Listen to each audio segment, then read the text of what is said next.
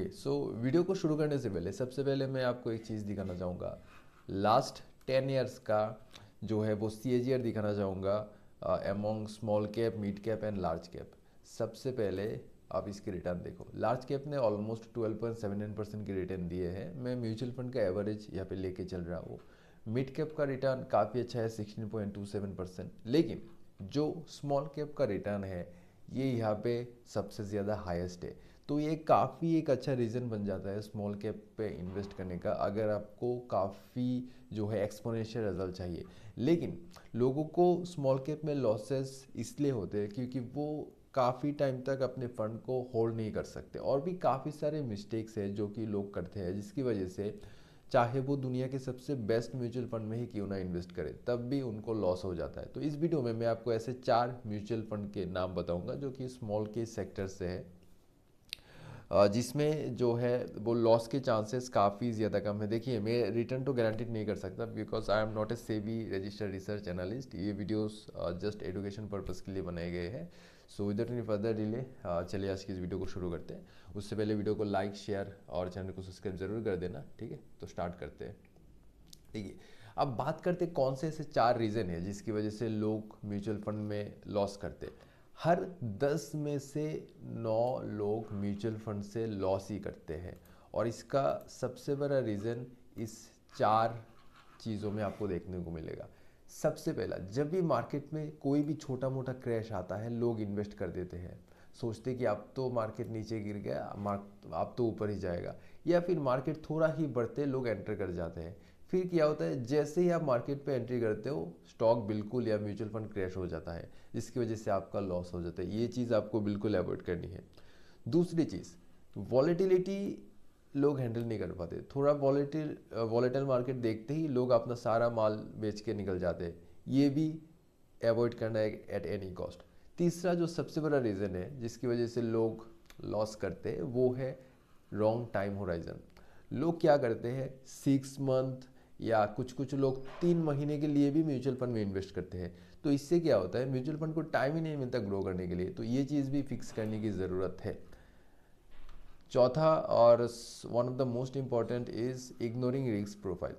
अगर आप मान लीजिए 100 रुपीज़ का रिस्क ले सकते हो, आपकी कैपेसिटी है, लेकिन आप 200 रुपीज़ का रिस्क जो है वो स्टॉप लॉस लगा दोगे या 200 रुपीज़ का रिस्क प्रोफाइल रखोगे, तो इन दैट केस जब भी 100 रुपीज़ से ज़्यादा आपका लॉस होगा आप उस चीज़ को हैंडल नहीं कर पाओगे और आपका स्ट्रेस भी बढ़ेगा। आप उस चीज़ को सारा म्यूचुअल फंड बेच के यहाँ पे आप निकल जाओगे, तो इस वजह से लॉस होता है। लेकिन अगर आप लॉन्ग टर्म तक टिक गए तो फिर प्रॉफिट मतलब काफ़ी ज़बरदस्त यहाँ पे प्रॉफिट मिलने के चांसेस आपको रहते हैं, ठीक है।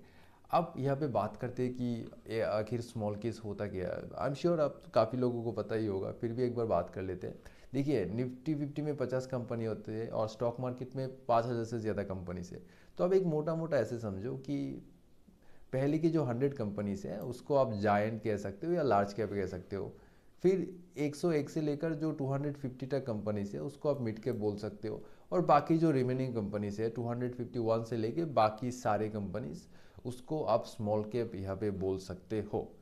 अब यहाँ पे बात करते हैं कि हमने कैसे सिलेक्ट किया है जो है म्यूचुअल फंड को। तो यहाँ पे सिलेक्ट करने के लिए हमने काफ़ी सारे जो है वो मैट्रिक्स का यहाँ पे यूज़ किया है। तो हमने यहाँ पे रोलिंग रिटर्न्स देखे हैं। देखिए, सिर्फ एवरेज ले लेना 3-4 सालों का, या जो आउटलाइनर्स ले लेना, यानी जिस म्यूचुअल फंड ने सबसे अच्छे रिटर्न दिया है वो मेरे ख्याल से एनफ नहीं है, क्योंकि past is not the indicator of future. किसी म्यूचुअल फंड ने अगर पास्ट में रिटर्न अच्छे दिए हैं इसका मतलब ये नहीं कि वो फ्यूचर में ही अच्छे रिटर्न देगा। तो इसी वजह से हमने यहाँ पे रोलिंग रिटर्न्स लिए हैं। तीसरा है low volatility. I know volatility is not a issue, but काफ़ी सारे लोग वॉलेटिलिटी हैंडल नहीं कर पाते। तो हमने कोशिश की है कि ऐसे म्यूचुअल फंड सिलेक्ट करने का जो कि मार्केट गिरते टाइम भी खुद को काफ़ी अच्छे से मैनेज कर पाते हैं, तो वॉलेटिलिटी उनका लो रहता है। एट द सेम टाइम जब मार्केट ऊपर जा रहा होता है तब भी ये जो म्यूचुअल फंड है वो काफ़ी अच्छे से उस मूव को कैप्चर कर पाता है।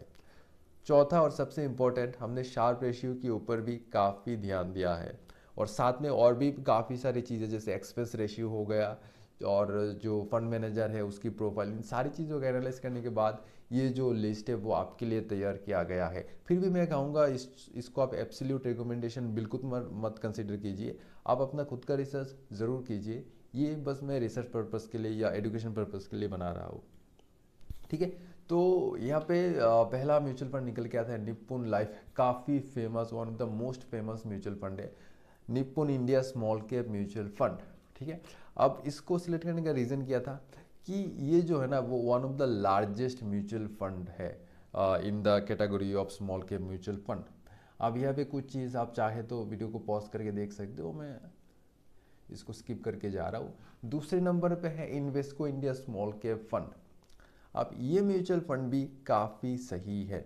अब इसको सिलेक्ट करने का रीज़न ये था कि इसकी जो रिटर्न है वो as compared to other mutual fund काफ़ी सही है, इसका रोलिंग रिटर्न भी काफ़ी अच्छा है, और इसकी जो फंड मैनेजर है उसका प्रोफाइल भी काफ़ी सही है। तो इन रीज़न की वजह से ये हमारे लिस्ट पे है। ओके, तीसरे नंबर पे एडेलवाई स्मॉल कैप म्यूचुअल फंड। ये म्यूचुअल फंड भी काफ़ी ज़्यादा फेमस है। अब वन ऑफ द रीज़न जिसकी वजह से इस म्यूचुअल फंड को यहाँ पे इंक्लूड कर लिया गया है वो है इसका म्यूचुअल फंड रैंकिंग। अगर आप कुछ वेबसाइट पे चेक करोगे तो in terms of volatility, in terms of Sharpe ratio, in terms of rolling return, ये जो म्यूचुअल फंड है उसने काफ़ी अच्छे स्कोर किए हैं। अब चौथे नंबर पे हमने कंसीडर किया है bank of India small cap mutual fund.